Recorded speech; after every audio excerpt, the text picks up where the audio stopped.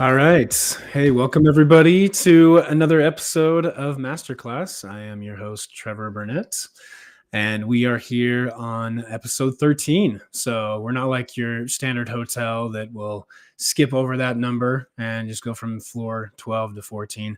We're going right with it. We're just throwing superstition to the wind. So throw some salt over your collective shoulders and join me. We'll dive right in. So this week or this month, whatever we do these on, this episode we'll go with, I'm joined by my friend Ryan Hassan. So he is from Spur Reply. I think we've had Spur on a previous episode, but it was a while back. So you turn again. Why not? But we haven't had Ryan. So definitely wanted to have Ryan involved with this episode. But this time we're talking about mastering the PRM experience. And I don't think that's the same as mastering your domain like Seinfeld was talking about. So we'll stick with mastering the PRM experience. Ryan, so you are director of ecosystem automation, got 5 years with Spur, 20 years of professional experience. You've been involved in multiple implementations of PRM instances. So really appreciate your perspective and thanks for joining. Yeah, no, I appreciate it. And as a huge baseball fan, the fact that we are doing this on the 13th is a little sketchy, but we'll do. We'll be all right. Hopefully not a fan of the World Series team, so you're not going to mess anything up there. No, I'm not. Neither one. Good. All right. Well, so I guess I'm controlling the slides here. So let me mess that here. But yeah, like I said, we're talking about mastering the PRM experience, which it's pretty broad topic. But as we prep for this, I like a lot of the areas that you're diving into. So I think it'll be a really good discussion today. But just wanted to turn it over to you, give a little better intro than what I gave you to yourself, and let's get going. Yeah, no, I appreciate it. Yep. We've done, I think my team has done well over 100, various projects with you and your team even alone. Mm-hmm. So plenty of implementations, optimizations, and everything in between that we've done. And, we'll talk about what we're going to talk about today. I think it addresses a lot of things that we've seen fairly commonly going into even before the PRM is live, some of the things that are after, but, really trying to focus in on how to plan it, how to make it successful, both from the internal admin experience and the user experience, partner user experience. So, I know just to start, I want to talk about some of the challenges that we hear, that we see from clients. And Trevor, would love to get your perspective on what you hear on your side as well. But, a lot of the things that we see are, hey, we're changing our channel program. We have, hey, I just started this role. I inherited this portal. I have no idea what it is, how it works, or if we're using it effectively. Low partner engagement, manual processes that we try to automate, siloed functional teams, a lot of different challenges that we see and that we hear as we start to engage with clients ahead of time. But Trevor, are these similar to what you and the team see? Are you seeing anything in addition? Yeah, no, I think it's a pretty comprehensive list, honestly. There's maybe a few outlier conditions we run into, but those are the main ones. That low partner engagement is huge, right? So they've tried a different process. They were doing it manually or a different tool. Maybe there's some turnover and people don't even know how to use the new tool internally. A lot of that happens. And one reason or another, they have dissatisfaction with their current process and they're trying to enhance that with purchasing a new solution, PRM specifically.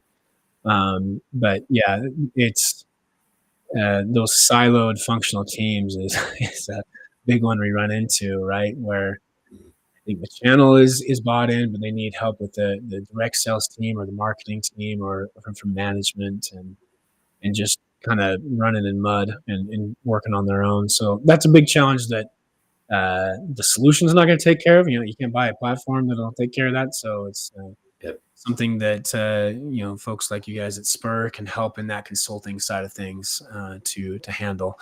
But Yeah, I think if I were to pick the top three, it would be the low engagement from the partner side uh, through difficult to use tools or whatever reason may be, or there's seems to be a lot of turnover commonly. People don't usually stay in the channel role or the partnerships role at companies for 3+ years. So that inherited portal ownership, there's not that handing off of information. And so the knowledge just gets lost, that tribal knowledge of how this is working, or, they're not trained on all that's going on there. So that's kind of the nature of no matter what software you're using, you're going to have somebody driving the ship or it just goes astray. Yeah, yeah, for sure.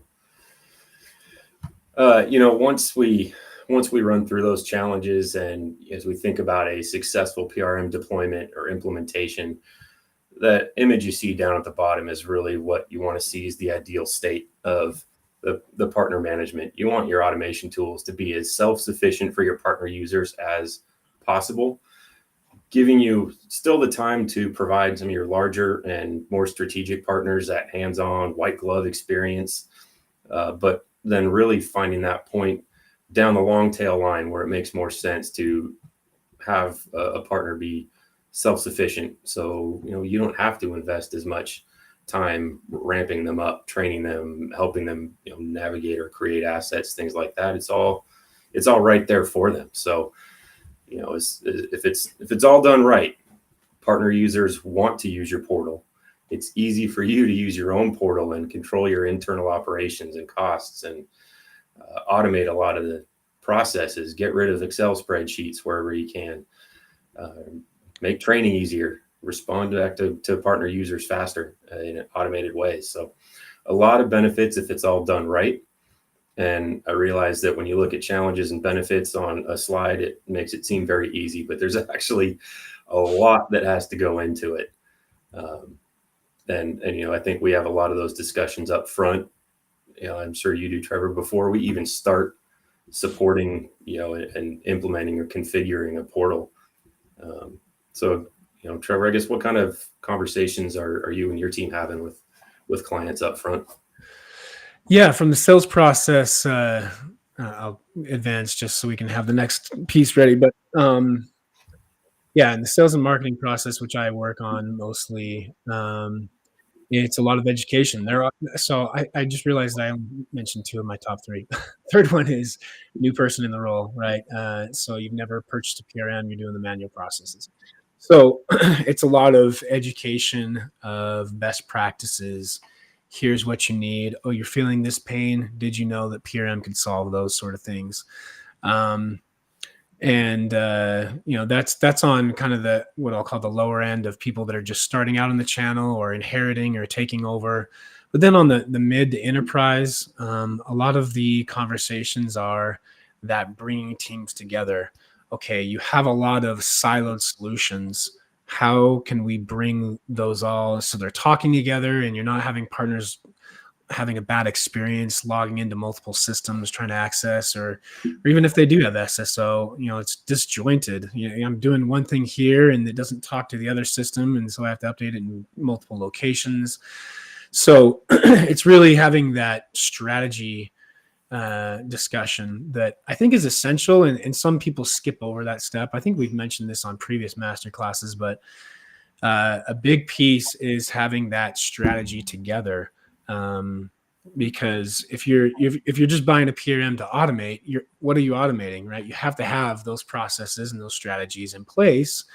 So you kind of have to have your blueprint of what you want to happen. What do you need to automate?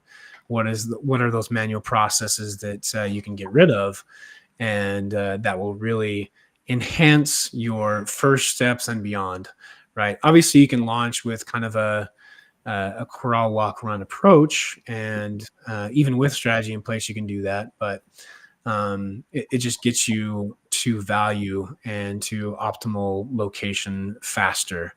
The sooner you can have that plan in place.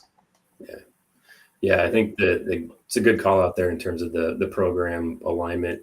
I would love to maybe ask the audience if they wouldn't mind dropping in the chat, like, how well do you feel your program and automation tools are aligned? If you had to rate it on a scale of 1 to 5, do you think everything is really well aligned, or there's some gaps? Is there no alignment whatsoever? Just be curious to see kind of how folks are feeling about their own setup and own programs and alignment right now. But yeah, throw them in there. We'll keep moving on. Yep. Oh, never mind. Sorry, I didn't have my right window open. There are comments. So, but yeah, as people answer the questions there, or have questions in the chat, or I should say comments area, whatever you call that, LinkedIn below the video that we're talking about, I'll monitor that as we go along. But yeah, let us know what you currently feel your current state is. If there's room for improvement, or if you're feeling great. Looking at general surveys that I see, I follow a lot of analysts in the space, and a lot of surveys that go on. Usually it's under half of folks out there feel comfortable that their tech stack is well integrated and doing well. So I imagine that the comments will be very similar to that. Yeah. There's one. One already says, "Yeah, I could always see improvement," right? and I think it's a good attitude to take no matter what. We're never always there, right? The hay isn't always in the barn. You gotta make sure that you're pressing forward, especially with technology. Something's always going to change, or there's always room for improvement somewhere. Yep. As we talk about planning and program, one of the things you want to make sure you take into consideration with your automation tools is exactly what you see here. Where do your partners fit into your process, into the system? What types of partners are you using? You can, use this information to tailor an experience for them, and really give, resellers, for example, a more specific reseller type experience, and we'll get into that in a little bit as well. But just think about, we're starting to hear terminology more about motions and where these different partners fit into these motions, and the sell, the build, the advise, the service. Where do you need your partners? Where are they supporting you now? And really making sure that you've got that documented and really laid out. And I think Trevor, if you want to move forward, having a good understanding of where they fit into kind of the whole customer journey is really going to help drive that effectiveness on, let's say, which tools you use when, or what kind of content you want available when, how, to who, is it gated, is it not, where can it be most beneficial? But you can leverage your partners, of course, and your tools throughout the entire cycle. And again, this is where it takes a lot of the planning, though, a lot of the upfront conversations and alignment, and breaking down a lot of those internal silos between, let's say, channel ops, IT, marketing, sales, just all of those groups really need to come together to make sure that we're aligned on the impact through the customer life cycle. I think, Driver, I'm going to throw a question your way here in a sec, but I think, for what we see, from A to Z, I think what we really see a lot of engagement on is that upfront to planning, and then all the way through to the final sale and follow up afterwards. But Trevor, would be curious what you see, and I know I cut you off on a comment, so feel free to go with that. Put me off, otherwise I'll talk the whole time. Yeah. So, but yeah, I was just going to say there was a recent LinkedIn thread that I was adding to, excuse me, where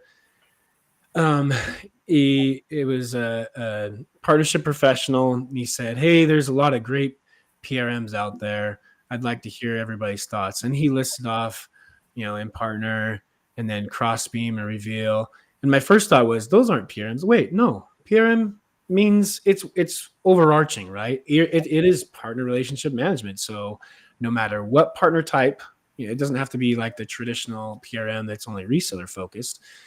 similar to what we've done on the partner side, we've expanded that to all the different partners within your ecosystem and how to manage that within this journey.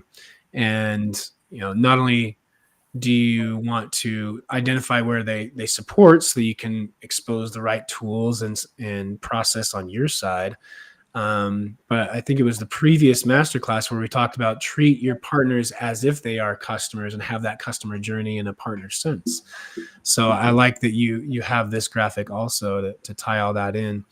But yeah, it's, also there's kind of the notion that a lot of partners won't label themselves in different silos. They won't be, oh, I'm a reseller, I'm an MSP. They will behave like those sort of things, and they might behave one day as a referral and another day as an MSP, another day. So you need to kind of account for all that and not put them into boxes that they don't think that they belong. Yep, for sure. So we've obviously, you could have a full-on, week discussion of how to properly plan and align for all of that. But, the next thing to really think about is, what's that partner experience look like? How do you keep them engaged? How do you want them? How do you want your partners to engage with their digital experience? How can you leverage that digital experience to guide them through various steps that you want them to take that are going to drive success for your own program? And one of those opportunities is, let's say, a partner journey. And this is just an example here, but, taking various steps within any of your automation tools or, anything that training that you need them to take or want them to take that drive your specific goals in a way that makes it easy for them, that they also see value from. So that's the other big part, is what's in this for me as a partner user. And you need to think about it. One of the, I think we run into this, I don't want to say quite a bit, but we definitely have a few times where the tools are set up in a way that, let's say our client wants them to be set up and wants them to run, and there really hasn't been much consideration for the partner user side. And how easy is it for them to navigate? How easy is it for them to find the assets they need? How easy is it to register a deal? So the partner experience is a huge element of all of this. And it really is important that we all think about what's the user experience and how can we make this easy for them. So I'm curious, Trevor, I'm guessing you're having these same kind of conversations as you and the team are working with clients as well. Yeah. And this journey, shameless plug. Of course, it's a key piece of the partner solution to be able to support this in a scalable manner. But it is important, right? So it's a battle for mind share of your partners out there. And the more that you're making it easy to work with you and giving them that guide, and obviously the one-on-one time is ideal, but that doesn't scale. So if you can have some automation around that and some expectation setting, not only guide them through, okay, here is the expectations when you just first onboarded, you got dropped off at the front door, welcome. What's next, right? Instead of making them kind of hover and discover type of thing and try to figure out what's going on, guide them through that. Show them exactly what the next steps are. Oh, you want to download an asset? Here, that's step 3 of this journey. Let me show you how that's done. And while you're there, you'll probably explore and see other things there too. So I think having these guides, these journeys is critical to the on-ramping process and beyond. It doesn't have to only be at the very beginning. A couple of years down the road of this relationship you have with each partner, maybe you've launched a new product or you have some new process or new tool. Leverage the journey again to walk them through and train. So it's kind of a mix of training and enablement and all that. But I think it's a really critical piece that a lot of people miss out on and just expect the partner to kind of figure things out for themselves. But if you can make it easy for them, huge competitive differentiator. Yeah, for sure. I mean, I think about even just myself when I'm sitting down looking for a vendor for whatever. I'm not going to lie. I 100% take into account how easy is it to get through their website. How's it look? Yeah, we're all water. We're just looking for the easiest path of resistance, right? Yeah, exactly. And you mentioned it. How can we provide that value beyond just onboarding? And things like these personas and other journeys are a huge part of that. And the personas think of them as a high level function based profile that would cover multiple jobs and titles. So if you think about maybe a seller persona, that could be somebody like a actual seller or an account manager or a solution engineer, and being able to set up your tools in a way that these different personas see what's relevant to them. So a seller doesn't log in and see a whole bunch of technical information, or the other way around. It's easy for them to navigate. It'll make it a tool that they want to go back to and use because they know it's a valuable and easy to access resource. And you can take that and you can create persona specific journeys. You can offer training based journeys, based on the personas, based on geo if you need to, all kinds of different ways. So I would highly recommend that this be one of the largest elements that we all consider as we talk about, are we leveraging our PRM to the best? Or I'm just now looking at PRMs. What do I need to consider in terms of purchasing one? What opportunities are there for me to be able to provide this to my partner users? Trevor, I throw a random question out at you with no heads up here, but yeah, I would say, how do you see a difference in partner engagement success for the clients that are using journeys and personas versus those that aren't? I haven't run my numbers entirely across all of our customer database, but anecdotally, I would say definitely that's the case, right? So as I go out and travel with the strategic account team and meet face-to-face with customers, or just meet them through online meetings, whatever it may be, it's those that are just telling us without us even starting into the strategic session, saying, hey, we've got all these success numbers and they're on it and they're doing a great job.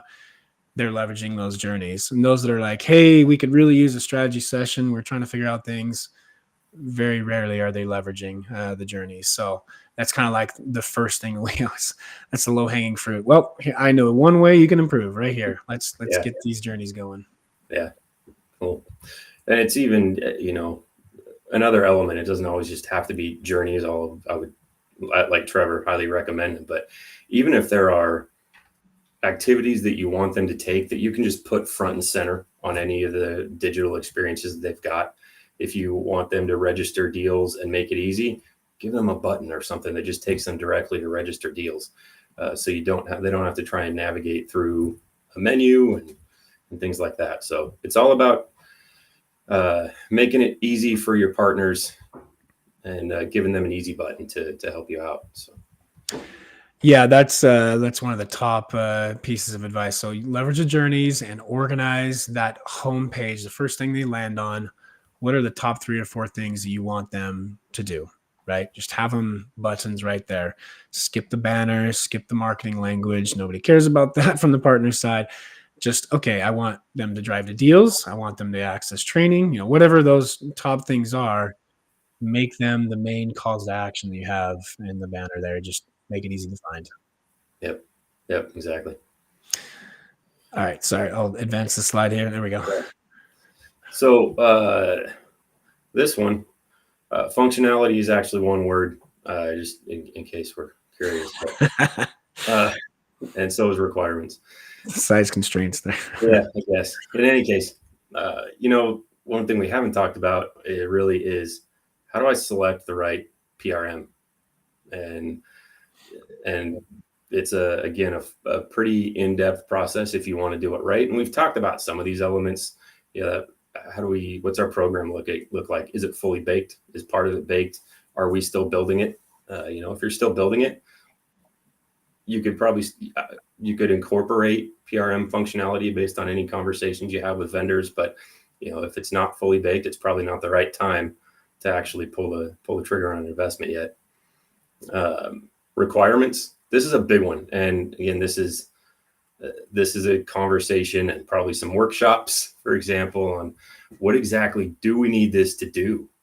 We need, from our internal use, we need this dashboarding. We need this for our deals. We need this for leads. We need this for training. From our partner users, we want them to be able to do this action, this action, this action. Be able to, again, have their own dashboarding, maybe be able to receive leads and see deals easily. But, you could easily come up with, depending on the size of your program, a list of 100 to 500 different requirements that you need to then try and solve for. And how do you bucket them? How do you then bucket those into, let's say, into deal registration and lead distribution or training? So trying to factor those into higher level buckets so that as you're talking to PRM vendors, you've got the ability to say, here's what I want from a functionality standpoint and all the requirements within those, and be able to then see what's out there. And the reality is you will, not every vendor can provide everything at an A+ level. So there may be things that you have to prioritize or deprioritize as you think about the vendor selection as well. Are you saying we're not perfect at Impartner? Is that what you're saying? I'm saying nobody is, and I will include us in that as well. I fully agree. That's just the nature of things. You can't be perfect in everything. There are strengths and weaknesses everywhere. Yeah. I love the format changes. We switched from Apple to PC. It looks like there you got some requirements and functionality. What was I going to say? So do people ask you guys as consultant side to help out with RFPs or help build their requirements? Yeah, absolutely. And that's typically the approach. It's when it comes to requirements, it's a few weeks of pretty in-depth conversation, and then trying to whittle those down into categories that we know PRM vendors will understand and be able to relate to. There's obviously not all of us in every company in our program speak the same language, right? So there's an element of translation that has to happen in there as well. And then, we'll absolutely help set up the RFP. Obviously we want to be as agnostic as possible when we're going through those. So we focus really on what are the client needs and how can you as the client set up your RFP in order to make sure that these priorities are called out and the functionality is called out. But I imagine that was more for like a bigger like enterprise type of approach, right? There's not people saying, hey, I'm just starting out a channel. Can you give me some requirements? Yeah, that is. Although we do, if we do run into a client where, they're just starting to build their channel, the good news is we've got a full channel strategy arm that can support that as well. And we can work side by side with them.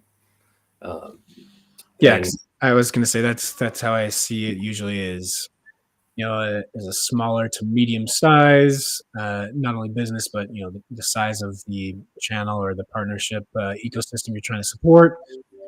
It's usually, need that guide and give me some best practices or how should we approach this PRM purchase based out of the box stuff, right? They're not usually needing a whole lot of customizations. There's not complex needs at a lower maturity level. Then when there's full RFP and all that process, it's those enterprise deals can get pretty involved. And so I imagine that's where the multiple weeks is happening. Yeah. With smaller programs, we'll spend maybe a couple of weeks where we'll have some discovery sessions before we actually start to build anything out, just to avoid rework. But it gives us a chance to understand the automation goals, the program goals, and make sure that those two are walking hand in hand. So cool. All right. Yeah, we'll hit this last slide and then we have a couple of questions to finish off. Yeah, I think, just some key takeaways. Again, there's a lot that really could be discussed, and we're trying to blow through it here in half an hour. But key takeaways are really take the time to make sure that The level of readiness is there. Requirements are prioritized. Budget is available.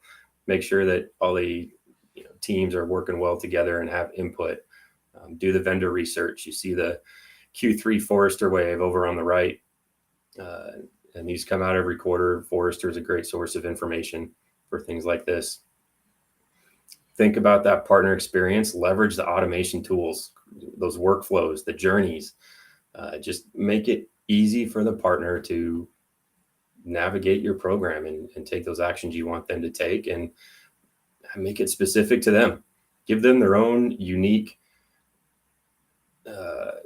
experience based on their role, based on their geo, based on their partner type, whatever the case may be, and just make it easier for them to help you achieve your own goals through those tools. Yeah, that's a good list. I'm going to throw in my little plug, I guess. Yeah. Or at least my perspective, right? I can't help but be biased, but at least I think from my side, as I've purchased software tools for my own use, I look toward user reviews. So like G2 or, any marketplace reviews you can find. These Forrester waves, they do come out every 2 years, actually, not every quarter, at least for the PRM side. So this one is most recent, which is nice. You get a pretty fresh view of that from just last quarter. But I lean on user reviews too, in addition to the analysts. The analysts deep dive into the product functionality, but then there's the other side of, okay, how are users actually liking it that are in it day to day?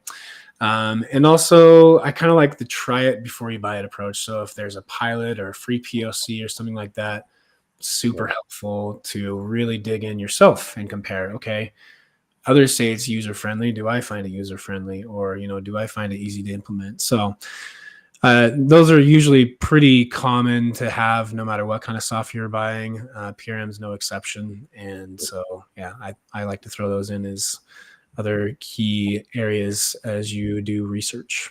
Yeah, those are spot on. That's one of the things we tell clients is that if you're going through a POC, if you don't see it, it doesn't exist. So it's true. Don't buy the demo. With your asks, don't make assumptions. If you want it, see it. So don't buy the demo. People get in trouble with that. So yeah, I think it's great advice. Yeah. Yep. All right. So we ran over, but we do have one question that we have time for. Thanks, or two. Hang on. Let me go. So in the context of partner go-to-market motions, do you have any tips or best practices on fostering collaboration or knowledge sharing among partners to create a successful ecosystem? That's a hot topic. Thanks, Jane, for throwing that in there. You want to address that one, Ryan? Yeah, I mean, communities are a big one.